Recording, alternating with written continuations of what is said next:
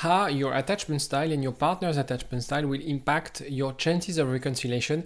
This is what we will cover today in this video. You'll see that depending on your attachment style, depending on your partner's attachment style, the experience, the way we deal with those situations is extremely different, and it's very important for you to understand because you'll have to adapt your reaction, your approach, your strategy, whether you're dealing with an avoidant, with an anxious person, with a fearful avoidant. I'll explain everything after the jingle. IGetMyExBack.com. Everyone deserves a second chance. So first of all, you know that breakups, they will trigger a range of emotions: sadness, anger, confusion. You can list thousands of them. The way we deal with those emotions is really, it really depends on our attachment style. So if you feel stressed, anxious, sad, it's not because you're anxious, it's just because you're a human being. The way we deal with those emotions is really depending on your attachment style, because the way we dealt when we were younger about those frustrations is how we developed our attachment style. So for example, I'm an avoidant or former avoidant, or however you want to label this. And when I was younger, the way I would deal with frustration or when things didn't go my way is I would avoid things. I would find sort of a sneaky way to get what I want. I wouldn't complain, I wouldn't vent, I wouldn't cry, I wouldn't shout, right? But I would be sort of silent and try to find my way out. This is how I learned to deal with those frustrations. So it's very important when it comes to dealing with the challenge, because a breakup is a challenge, is what you're choosing. And understand that the way you choose to approach this is based on your attachment style. It's based on your childhood. So very briefly, what are the four sort of realities of the major attachment style? When you're secure, you feel, I trust my primary attachment figure, PAF. Avoidant, I suppress my emotions. Anxious, I need constant reassurance from my primary attachment figure, which is, by the way, your parent's caregiver when you're young, and that translates to your partner when you're an adult. And disorganized, you alternate between suppressing and clinging. So disorganized or fearful avoidant is basically a mix of anxious and avoidant. The best of, not the best of both worlds, the worst of both worlds. Now, let's start with avoidant. How do avoidant deal with emotional regulation? So as I discussed, from my personal experience, we suppress our emotion. This idea of numbness. I prefer not feeling anything than feeling this nasty, difficult, or painful emotion. I'm sort of creating this sort of ability to self-soothe and sort of be numb. I don't want to, and that's why sometimes avoidant. That's why avoidant, they have difficulty dealing with deep emotional connection. They prefer to have superficial interactions because they know that if they are vulnerable, they know that if they dig a little bit deeper, some things will be difficult for them to handle, and they don't want to have to deal with that. So the emotional regulation is also about independence, obviously, how they can be on their own, develop a sense of independence, and detaching. So it's suppressing, detaching those emotions. So the response for an avoidant is they would appear indifferent. And that's really the hardest when you date an avoidant and you have had years of relationship with that person. You know they love you, but after the breakup, they feel like indifferent. They feel like you never mattered. They feel like they don't care. And what you have to understand is that indifference, or that sort of posture, is really like a defense mechanism to avoid being vulnerable. If I cry, if I come across as someone hurt, I will come across as weak. Okay, and I don't want to show that to the world. So that's why you might see from your partner this sort of, living the best life. If you're dating an avoidant, living their best life, etc., like nothing happened. But it's very different from their internal experience. Because the thing is, after a few months or few weeks, it could be earlier, they struggle with that feeling of isolation. Especially, if you've been in love and if they had something special with you, at some stage, after they sort of suppress those emotions, they will resurface. The problem is that they don't necessarily seek help. So often people refer avoidance as islands. I'm on my island, the world is the problem, and I don't need to seek help. I can deal with this myself. And it is very important for you to assess whether, if your partner is an avoidant, whether this person is willing to do a bit of work, is willing to challenge a little bit their belief system about commitment, about attachment, about intimacy. Then you have the anxious attachment. The emotional regulation is obviously not obviously, but the what really characterizes anxious people is the struggle with emotional regulation. And that's what we do with Elizabeth, my business partner, is we want to teach you how to, because it's basically mechanic. So finding the ways and the tools for you to self-regulate, because it's something you can learn, something you can at any age. So we have clients who are 60, 65, and it's something you can learn. Also, you will experience intense emotions. So the avoidant will be kind of stable, kind of really like cool like a cucumber. Anxious will be like the highs and the lows, right? And obviously the high need of reassurance, which is characteristic of anxious people. And of course, after a breakup, who would be there to reassure you? And it's very hard for you to deal with this new reality. So the response is you're being triggered by this abandonment mood, excessive rumination, which is the worst thing you can do, thinking about the past, what if, should have, I could have, type of things. And unfortunately, and if it's actually worse than rumination, is being clingy, desperate, sending messages, coming up to your ex, etc., etc. You know the drill.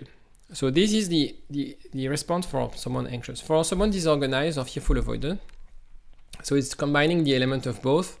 It's quite unpredictable from your point of view. So one day you'll feel like, oh, okay, I'm fine, I'm detached. The other day you'll wake up and be crying and completely distressed. And so the response from the breakup is confusion, fear, and again, this alternation between clinginess, withdrawal, and usually it takes a lot of time for people who have a fearful avoidant attachment style to recover from a breakup, because this on and off prolong that feeling of sadness, depression, anxiety, and you have a harder time to heal. Now, secure, which is the ideal attachment style when it comes to dealing with breakups. And the reason I'm saying it's ideal, it's not saying that people who have a secure attachment style don't suffer from breakup and don't have a hard time, don't cry, don't feel anxious, don't feel stressed. It's just that they are dealing with this in an ideal and optimal way. So being secure is not being perfect, it's just being able and having built the tool at a young age to find the balance between intimacy, between closeness, independence, etc. So the way it works in terms of emotional regulation, secure people manage emotion effectively. So that's why when you date someone secure, if you get into a fight, it's never going to get ugly, or you're going to repair very quickly. They're obviously comfortable with intimacy. So and independence, as I said, it's like really finding the balance. So avoidant will be to the extreme of like independence, anxious will be to the extreme of intimacy. Secure is really in the middle. So we have the ability to work on those things. It's just about finding where we are on the spectrum and working towards, getting closer to the opposite side. The breakup response is sadness, loss. As I said, they will, I have clients who are secure and they are really sad and they have a really hard time healing or recovering, etc.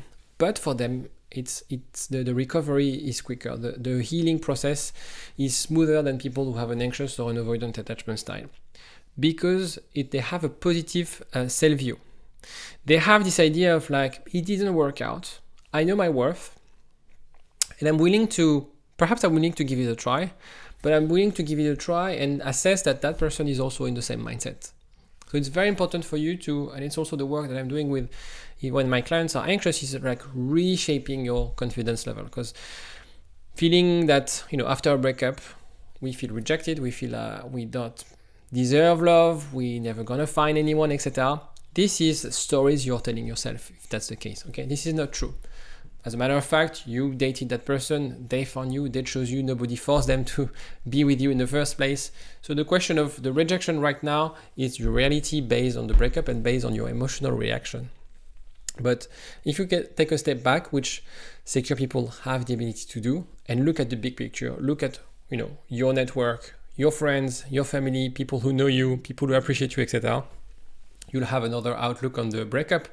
And that will be less towards like, I'm not good enough, I've been rejected, to more, okay, it didn't work out. Okay. This is what I can do to make amends, to repair, to improve myself. And also looking at, okay, what are my boundaries? What do I accept? What are the things I don't accept? So it's very important to be able to shift this. And that's the whole point of this video, is to explain that if you're avoidant, if you're anxious, the best way for you to deal with the breakup is to be more secure. The best way for you to get back with your ex is to be more secure. Because being more secure will also help you make the right decisions, because your experience of the breakup will make you be smarter in a way and approach things where you'll be using the rational part of brain and not the emotional part of your brain.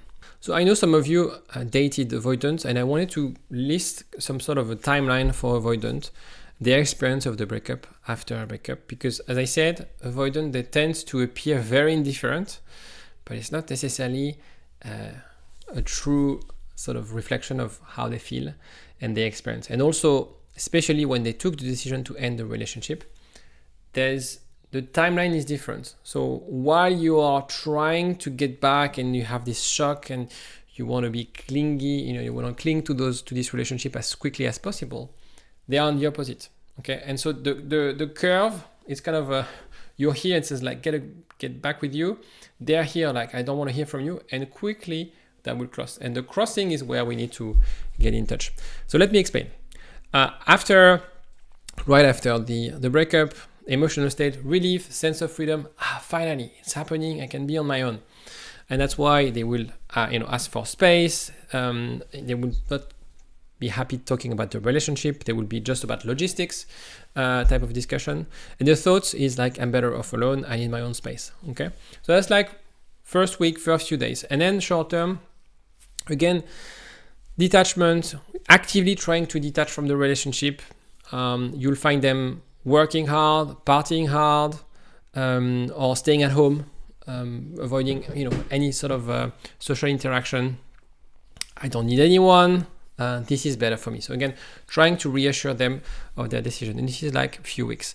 I put short-term, medium terms rather than weeks, because I know people will tell me like, oh, is it like 45 days, 46 days? It really depends. Medium term is like in terms of 1 or 2 months. This is where they start feeling lonely. And again, I should have said that in the beginning. Everything that I say is, we're talking about relationships that matter. So regardless whether you're avoidant, anxious, secure, we all have had experiences where this is different, right? And if you're watching this video, I hope it's this case, because if you were just in a short-term relationship where you were not sure whether it was a mutual relationship, mutually loving relationship, well, that person, avoidant or not, will be detaching and will feel like, okay, I made the right decision. All of my clients, that was a life-defining sort of relationship. So again, if you're not sure, I forgot to mention, you can take a quiz that's in the description where you can assess whether you have the right relationship in order to repair, in order to recover from this breakup, and also use the approach and the strategies that I use by developing secure attachment style, for example. So medium term, they'll start thinking about you. They'll start like, oh, what have I done? Okay. Again, this is true. This is applicable if that person was in love with you. And most of the breakup people are still in love. And so they start noticing the absence. They'll start distracting themselves, having social going out, etc. And they'll start idealizing a little bit the relationship. That wasn't so bad after all. Remember that avoidant, they are scared of intimacy. They want independence. And when you give them that independence, what's left of the relationship is only the good side. Okay? So they loved you. They still love you probably. They chose you. They were happy with you. The only thing that triggered them was the idea of closeness and intimacy, or the lack of independence. Now they have this lack of independence. So they will start to idealize the relationship. So long term, again, they will start to feel this emptiness. They will engage in new activities, etc. Perhaps dating someone new. And this is why it's important for you to get in touch with them between medium and long term. Because when they start a new relationship, unfortunately, you have to wait for them to end that relationship. And that's a risk. If your ex is in a reborn relationship, it doesn't mean that it's over, but it means that it will take more time for you to get back together.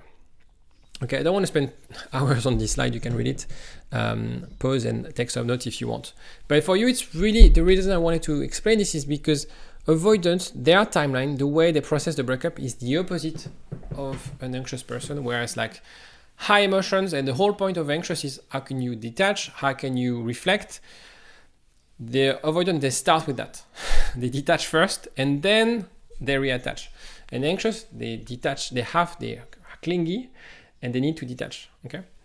So the thing is, when you have an insecure attachment style, whether it's avoidant or anxious, that basically will reduce your chances of getting back together. First thing is because of the feelings. You have those lingering feelings, right, that prevents you from making the right decisions, actually having days where you can do things, right? Because I know sometimes after a breakup, it's impossible to go to work, it's impossible to do anything, right? If you develop a secure attachment style, that will have a knock-on effect on the other aspects of your life. But it's also about ability to learn from this breakup.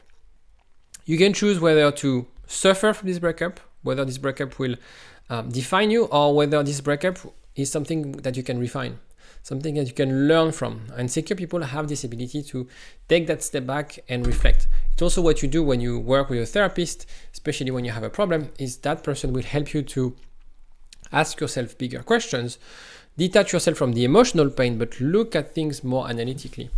Is it a word, analytically? You let me know. When in emotional pain also.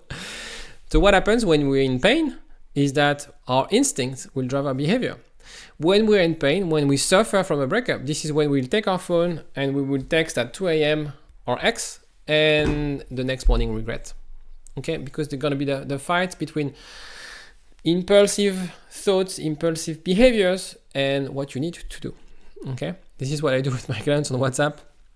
It's like, okay, instead of sending a message to your ex, or instead of sending this message, send it to me, let me read it, and let's discuss. And actually, by the simple fact of sending this message to me, usually they realize like, oh, I shouldn't send that. So it's a very interesting exercise, by the way. So if you're anxious and you're dealing with an avoidant, remember the avoidant timeline that I discussed, okay? If they appear indifferent, if they, sort of isolate themselves, if they don't want to talk about the relationship, it's just because they are, the top of this sort of table, they will go down at some stage. And again, it's about talking about relationships where that mattered, right? Relationship where you had something special. So now you need to understand the difference between the signs, what we show to the world, and the internal experience. It's something you can learn. You can change actually how you respond emotionally to breakup. That's what I do with my clients. That's what you can do with your therapist if you have a therapist. It's something, again, it's a mechanic that you can learn. After a few sessions, you'll be able to find ways to change your response. But also understand that if the way your partner responds is not in line with the feelings they had for you, that's not necessarily a true representation of their feelings. People are good at masking, especially after a breakup. We want to win, we want to show that, we're not affected by the breakup, etc. So don't read that at face value. That's why, if you're dealing with an avoidant and you perceive them as like, I don't care, that's not really true. It's more complex. And if we are talking about significant relationship, if it's not a significant, they don't care because they simply don't care. Right, so take the test again if you're not sure whether this relationship qualifies as something or a relationship that really mattered.